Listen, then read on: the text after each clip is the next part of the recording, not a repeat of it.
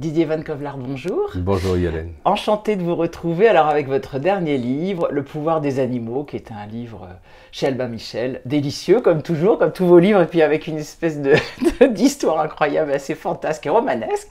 On va rien dire, évidemment. Par contre, elle est basée, comme très souvent avec vos livres, sur des histoires vraies, sur un vrai travail de documentation sur des animaux, alors du plus petit au plus gros, du tardigrade au mammouth. Alors racontez-nous ça. Déjà, le tardigrade, c'est pas très connu comme animal. Alors, en fait, ce roman, les deux personnages clés, l'un c'est 1 millimètre d'espoir et l'autre c'est 6 tonnes de rêve.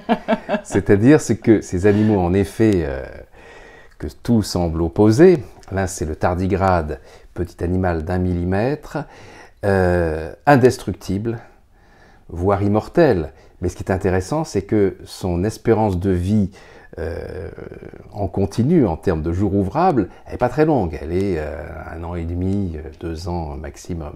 Mais le tardigrade peut vivre, comme celui de mon roman, plus de 130 000 ans, puisqu'on a retrouvé dans la glace, et c'est le début du roman, mais c'est arrivé dans la réalité, un glacionaute, un explorateur des glaces, qui plonge dans une crevasse, dans ces puits éphémères que le dégel des rivières creusent au Groenland, et là, on accède aux archives de la Terre, c'est-à-dire par la loi des strates, à 200 mètres, on est à 130 000 ans. Et là, cet explorateur fait un prélèvement, et quand le prélèvement dégèle avec le chauffage de la tente en surface, eh ben, il y a parmi les poussières d'étoiles et des bactéries inconnues, donc piégées dans la glace il y a 130 000 ans, il y a un petit animal à 8 pattes qui se met à bouger les pattes et qui se met à trottiner. Et en fait, le tardigrade a l'extraordinaire capacité, lorsque l'environnement n'est pas propice à sa survie, de se lyophiliser, comme notre café soluble, nos potages en sachet. Il se vide de son eau à 99%, et il fabrique à la place un sucre antigel, et là, il peut survivre indéfiniment. On appelle ça la cryptobiose, la suspension de toute fonction vitale. Et ce qui est extraordinaire, c'est que lorsqu'il détecte que la vie est de nouveau possible et les conditions propices, il se réhydrate en absorbant l'humidité de l'atmosphère et il est reparti pour un tour. C'est incroyable. Donc il a le plus ancien qu'on ait découvert donc est daté de 130 000 ans, mais ce n'est pas sa naissance qu'on date, c'est la suspension de son existence précédente. Et donc, d'après les spécialistes, il peut avoir des millions d'années, voire des milliards d'années. Et pour certains, il serait arrivé dans une météorite. Parce qu'il a ce pouvoir assez spectaculaire aussi de résister au vide spatial. On a mis des tardigrades en orbite autour de la Terre et aujourd'hui, ils sont revenus dans un état relativement bien, avec quand même l'ADN abîmé, mais comme le tardigrade a le pouvoir de réparer tout seul son ADN, sans problème, il a survécu très bien. Et aujourd'hui, il y a des tardigrades sur la Lune qui ont été envoyés vers une mission israélienne. Et voilà, on verra un jour, quand on dira dans quel état ils sont, mais il fait l'actu régulièrement, parce que là, il y a des scientifiques qui se sont amusés à lui tirer dessus. Je sais pas à quoi. Alors oui, ça c'est depuis depuis l'apparition du roman. Je sais pas si je leur ai donné l'idée de vérifier par un crash test, parce que cette expérience n'est pas dans celle que je relate dans le livre, car elle n'avait pas encore eu lieu. Donc, dans vous savez, les simulateurs de crash test, eh ben, à 4000 km, on projette un tardigrade, il résiste à 4000 km. Et en 4000 km/h. Donc, on n'a pas pu aller plus loin parce que la machine a pété. Donc, oui. Donc c'est 4000 km/h ou plus. Donc, pourquoi... Alors moi, ce qui m'a fasciné tout de suite, je me suis dit, le point de vue de cet animal, lorsque, après 130 000 ans, il reprend conscience, qu'il découvre ces bipèdes inconnus, à la fois surpuissants et complètement paumés, déconnectés de tout leur environnement, que sont les êtres humains, et j'imagine que de la même manière que le tardigrade se réhydrate en absorbant l'humidité ambiante, eh ben, il va absorber les mentalités ambiantes et la conscience ambiante. Et là, c'est mon travail de romancier de justement donner la parole, donner la conscience à cet animal qui fonctionne comme une éponge, comme dit Céline de ses premières voisines sur Terre. Il absorbe, il traite, il restitue. Oui, parce que ce sont les animaux qui parlent dans votre roman. Il y a d'une part il y a après ce le gros tardigrade animal. et ensuite le mammouth. Alors, Voilà. donc on a d'un côté un animal indestructible qui est un espoir extraordinaire pour l'humanité parce qu'on a découvert son secret. Le secret de sa résistance à tout. Il résiste aussi aux pressions, à 4 fois les pressions les plus fortes au fond des océans. Il résiste aux rayons X. L'être humain décède à 500 rad, l'unité de mesure de rayon X, à 570 000 rad, il est toujours là, le tardigrade.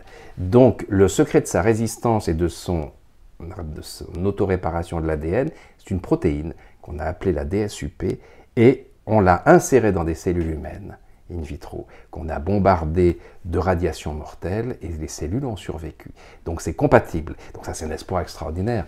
Notamment, les effets du cancer, la maladie d'Alzheimer, qui sont ces ruptures d'ADN. Imaginez que, voilà, et là on est sur le point où on l'a déjà fait.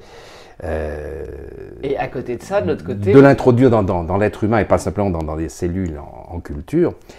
Et donc cet espoir extraordinaire pour la santé humaine. Et de l'autre côté, un espoir pour sauver la planète qui est de déséteindre le mammouth. J'adore ce verbe, déséteindre une espèce. Donc le ressusciter. Oui, le faire revenir. En quoi il peut justement sauver la planète? Eh bien, si on le réintroduit là où l'homme l'a fait disparaître, parce que, soyons clairs avant toute chose, c'est pas là, c'est l'homme qui a fait disparaître le mammouth, c'est pas là un changement climatique, non, non, non. Les derniers étaient là encore il y a 4000 ans, sur l'île de Wrangel, en Sibérie, et ils ont tous été massacrés, on a tous retrouvé les lances et tout ça. Il faut dire que tuer un mammouth pour un peuple, c'était un an de bonbons, bien sûr, la nourriture, les vêtements et l'habitat. Le mammouth laineux a des poils rigides d'1 mètre, et évidemment il n'y avait qu'à enlever la peau et on avait une hutte toute faite avec un chauffage intégré. Donc c'est évidemment, et puis bon, il y avait une facilité déconcertante avec laquelle il se laissait tuer cet animal. Et le problème, c'est que depuis qu'il n'est plus là pour fouler le sol de la Sibérie, comme les autres animaux qui ont disparu de Sibérie, la neige qui n'est plus remuée par les animaux agit comme un isolant thermique, empêchant paradoxalement le sol de rester gelé en profondeur, donc ce qu'on appelle le permafrost, et de plus en plus il y a ce dégel ponctuel qui libère à la surface du gaz carbonique et surtout du méthane. Il y a des milliards de tonnes de méthane et gaz carbonique prisonniers de ces glaces, et le jour du dégel complet qui était prévu pour 3 siècles, et puis 2 siècles, et puis 1 siècle. Et là, les plus pessimistes disent c'est entre 70 et 100 ans que vraiment on va voir le problème. Et le problème, c'est que le jour où ce méthane s'est libéré, les explosions de méthane qu'on voit déjà aujourd'hui, il y a constamment des bulles de méthane qui explosent en Sibérie, qui ont détruit une centrale, qui ont détruit des villages. Ce jour-là, l'effet sera comparable à 5 fois l'incendie de toutes les zones boisées de la Terre. Donc clairement la fin du monde. Mais, bonne nouvelle, pour une fois, on a une solution. C'est-à-dire que le plus grand chercheur écolo russe, Sergueï Asimov, plus grand nombre de publications internationales sur l'environnement, les échanges entre les animaux et le sol, tout ça. Sergueï Asimov, depuis 20 ans, en Sibérie, a obtenu une zone de 20 km² sur laquelle il a reconstituer la faune présente à l'âge de glace. Du moins les descendants, c'est-à-dire les bisons, les bœufs musqués, les chevaux sauvages, etc. Et grâce à cette présence des animaux qui, à la belle saison, régénèrent le sol avec leur déjection et remuent le sol, donc font revenir déjà des graminées dans cette forêt qui est morte, qui est écologiquement morte, qui ne donne plus rien. Et puis surtout l'hiver, ils remuent la neige. Et donc, ils permettent au froid de pénétrer, d'assurer ce gel constant du sol.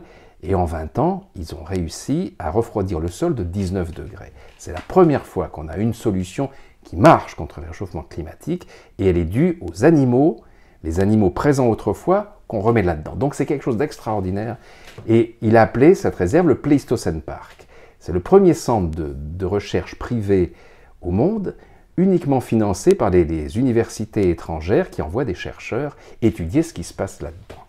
Et sauf que, pour vraiment aller au bout de cette réussite-là, il faut, encore plus fort que le bison ou les bœufs musqués, il faudrait le mammouth, qui était le roi de la steppe. Et pour éviter que qu'on ait ce dégel catastrophique du permafrost, réintroduire le mammouth avec ses 6 tonnes et demie, son pouvoir de mettre par terre cette forêt pour que d'autres choses repoussent, que les graminées reviennent et que la vie végétale reparte, car elle a été tuée par l'absence d'animaux. Évidemment, on ne va pas faire l'Amazonie en Sibérie, on ne va pas brûler cette forêt et la démolir au bulldozer et la brûler. Non, un animal comme le mammouth est le seul qui pourrait faire ce boulot-là, et on laisserait faire la nature comme autrefois. Et on pourrait réellement le faire Alors, susciter ou le clonage, c'est votre imagination de romancier qui Non, mais non, on a l'impression que j'invente tout ça, mais non. Mon Frank, mon héros, ce passionné du mammouth, est inspiré du professeur George Church, qui à l'université d'Harvard, une des meilleures du monde, est sur le point de réussir le clonage du mammouth. Un clonage hybride, à partir de l'ADN du mammouth retrouvé grâce pour une fois au réchauffement climatique. Énormément de dépouilles de mammouths sont remontées à la surface, parfaitement conservées, avec un ADN tout à fait exploitable et surtout un ADN compatible à 99% avec l'éléphant d'Asie. Or, première réaction, on se dit, ouais, attends, ils sont fous, l'éléphant d'Asie qui est déjà en danger de disparition, on ne va pas prendre un ovule dénoyauté d'éléphant d'Asie pour y mettre les gènes du mammouth et ensemencer comme ça ensuite un éléphant d'Asie avec évidemment la taille du mammouth et tout démolir à l'intérieur.